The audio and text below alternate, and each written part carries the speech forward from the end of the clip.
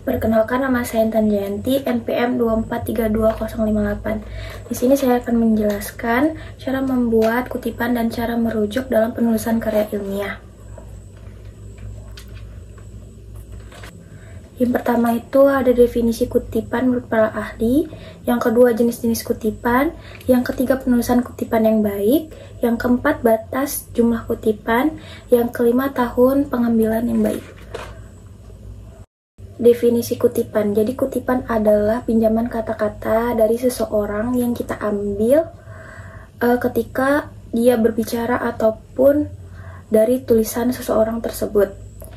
Kutipan menurut para ahli dibagi menjadi dua ataupun dibagi menjadi beberapa para ahli, namun saya mengambil dua.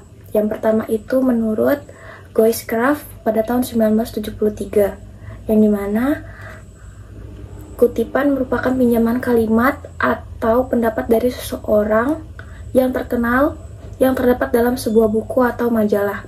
Yang kedua, menurut Indra Saban tahun 2022, yaitu pengambil alihan satu kalimat atau lebih dari sebuah karya tulisan lain yang dijadikan tujuan ilustrasi untuk argumen, untuk memperkuat atau memperkokoh argumen yang terdalam tulisan karya ilmiah tersebut. Yang selanjutnya adalah jenis-jenis kutipan. Jenis-jenis kutipan terbagi menjadi dua. Yang pertama itu ada kutipan langsung. Kutipan langsung adalah menyalin teks tanpa melakukan perubahan dari isi teks tersebut. Itu adalah kutipan langsung. Yang kedua itu ada kutipan tidak langsung. Kutipan tidak langsung adalah kutipan yang melakukan perubahan pada isi yang ada di dalam teks tersebut. Jadi dia melakukan perubahan yang berbeda dari teks tersebut. Yang selanjutnya adalah penulisan kutipan yang baik. Bisa kita lihat di dalam slide, kutipan langsung seperti yang ada di dalam slide itu. Sejalan dengan pendapat tersebut, Kraft 1994 itu adalah nama tahunnya. 1. Menjelaskan bahasa. Bahasa adalah alat komunikasi antar anggota masyarakat berupa simbol, bunyi yang dihasilkan oleh alat ucap manusia. Yang kedua itu adalah kutipan tidak langsung. Kutipan tidak langsung kita harus memparafrase lalu kita merangkum. Jadi kita melakukan perubahan. Parafrase adalah merubah isi teks tersebut. Kita harus merubah isi teks tersebut menggunakan kalimat kita sendiri, lalu kita rangkum dan menjadikan ke dalam sebuah kutipan tidak langsung. Selanjutnya itu batas terakhir pengambilan kutipan yang baik dalam karya tulis ilmiah. Yang pertama itu 5-10 tahun terakhir untuk menjaga relevansi dalam karya tulis ilmiah tersebut. Untuk topik-topik klasik biasa memerlukan tahun yang lebih lama untuk pembahasan yang lebih dalam. Yang kedua yaitu 3-5 tahun terakhir. Jika kamu mengambil topik tentang kecerdasan buatan AI, maka kamu harus mengambil 3-5 tahun terakhir dalam sebuah kutipan. Karena kemajuan di bidang ini sangat pesat. Jadi banyak peneliti yang melakukan penelitian dalam waktu dekat gitu. Materi selanjutnya yaitu pengertian mengenai rujukan atau sumber rujukan dalam sebuah karya ilmiah. Yang kedua adalah perbedaan antara karya ilmiah, laporan, dan makalah. Yang ketiga itu adalah definisi dari grand theory dalam sebuah karya ilmiah. Yang keempat adalah catatan kaki dan catatan perut. Yang pertama, definisi rujukan atau sumber rujukan dalam sebuah karya tulis ilmiah. Rujukan atau sumber rujukan atau yang biasa disebut sebagai referensi adalah sumber atau acuan yang digunakan untuk peneliti mencari bahan-bahan untuk memperkuat karya tulis ilmiah tersebut yang dibutuhkan untuk mendukung atau memperkuat karya tulis ilmiah tersebut. Rujukan atau sumber rujukan menurut para ahli. Yang pertama, menurut Surya Brata pada tahun 2010, sumber rujukan adalah berbagai literatur yang menjadi dasar dalam menyusun kerangka teori dari penelitian terdahulu yang menjadikan karya tulis ilmiah tersebut lebih terstruktur dan lebih terdepan. Yang kedua, menurut Nazir pada tahun 2013, sumber rujukan adalah bahan-bahan yang digunakan untuk memperoleh informasi dan pengetahuan yang digunakan untuk menyusun kajian ilmiah tersebut menjadi lebih baik dari penelitian terdahulu. Topik selanjutnya yaitu mengenai perbedaan antara tulisan ilmiah, laporan, dan makalah. Berdasarkan tujuan, tulisan ilmiah dilakukan secara sistematis dan mendalam. Namun untuk laporan disusun berdasarkan hasil penelitian secara langsung seperti magang, proyek, ataupun penelitian. Dan untuk makalah menjelaskan mengenai topik atau permasalahan secara struktur.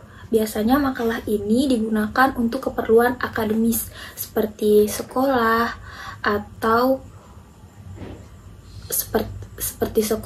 atau perguruan tinggi yang membahas tentang kasus tertentu. Dan selanjutnya itu sifat penulisan. Berdasarkan sifat penulisan untuk karya tulis ilmiah, yaitu bersifat objektif dan berdasarkan fakta dan data ilmiah. Untuk laporan, sifat penulisan disusun berdasarkan objektif karena penelitian secara langsung atau pengamatan yang lebih deskriptif. Dan untuk makalah disusun berdasarkan argumentatif, analisis, dan evaluasi. Perbedaan selanjutnya itu berdasarkan dari isi utama. Isi utama dari karya tulis ilmiah yaitu berdasarkan data dan analisis ilmiah yang dilakukan dari studi yang mendalam. Sedangkan isi utama dari sebuah laporan yaitu berdasarkan laporan detail mengenai kegiatan yang dilakukan secara langsung, termasuk data dan hasil kegiatan tersebut. Dan isi utama dari sebuah makalah yaitu menjelaskan tentang topik atau argumen dari permasalahan yang diteliti dalam kasus yang diberi dari guru ataupun dosen tersebut. Yang selanjutnya yaitu definisi grand theory. Definisi grand theory adalah karya tulis ilmiah yang mencangkup teori yang luas, abstrak, dan mencangkup bidang keilmuan yang besar. Grand theory ini sangat penting dalam sebuah karya tulis ilmiah karena dalam grand theory ini mencangkup teori yang luas dan sangat dibutuhkan dalam karya tulis ilmiah atau bisa disebut sebagai pokok dari teori yang akan kita ambil. Selanjutnya yaitu catatan kaki atau footnote. Catatan kaki dalam karya tulis ilmiah yaitu ditempatkan pada bagian paling bawah dalam karya tulis ilmiah tersebut. Biasa di atas footer di bawah di atas halaman dalam sebuah karya tulis ilmiah. Nah, catatan kaki ini biasa berisikan penjelasan mengenai materi yang sudah dijelaskan. Biasanya juga footnote ini berisikan materi tambahan atau informasi tambahan yang ada di dalam karya tersebut. Contoh footnote ada di dalam situ. Yang kedua yaitu catatan perut. Catatan perut adalah mengenai informasi yang ada. Yang kedua adalah catatan perut. Catatan perut biasanya terdapat di tengah-tengah dari karya tulis ilmiah tersebut.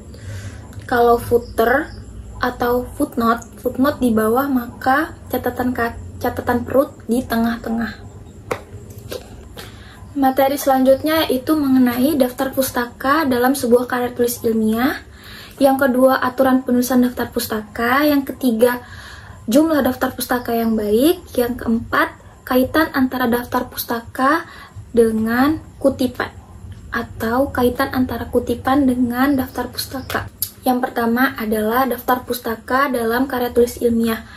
Daftar pustaka dalam karya tulis ilmiah digunakan untuk mengutip publikasi ilmiah seperti mengutip artikel, jurnal, berita, atau lainnya. Jadi di dalam daftar pustaka itu berisi kutipan-kutipan yang kita ambil dari artikel atau jurnal yang selaras dengan materi yang kita bawakan atau materi yang kita teliti.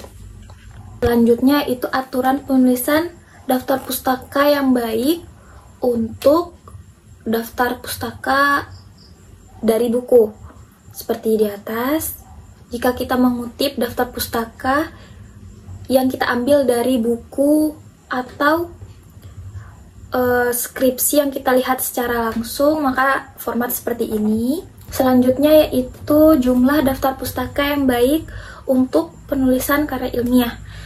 Daftar pustaka yang baik dalam penulisan karya ilmiah dibagi menjadi beberapa jenis. Yang pertama itu berdasarkan jika karya tulis ilmiah tersebut adalah skripsi, maka daftar pustaka yang diperlukan itu adalah 20 daftar pustaka. Yang kedua itu jika tesis, maka diperlukan 50 daftar pustaka. Yang ketiga itu jika disertasi, minimal adalah 80 daftar pustaka. Next. Yang terakhir adalah kaitan antara kutipan yang baik sebagai sumber rujukan dengan daftar pustaka dalam karya tulis ilmiah. Jadi kaitannya itu sangat erat karena kutipan itu adalah bagaimana kita mengambil karya dari orang lain sebagai informasi tambahan mengenai penelitian yang kita ambil. Sedangkan daftar pustaka itu penting karena kita dapat melacak informasi yang kita ambil dari artikel, berita, atau jurnal tersebut. Jadi kaitannya sangat erat dan sangat-sangat dibutuhkan dalam penulisan karya ilmiah. Oke, terima kasih. Sekian dari saya. Wassalamualaikum warahmatullahi wabarakatuh.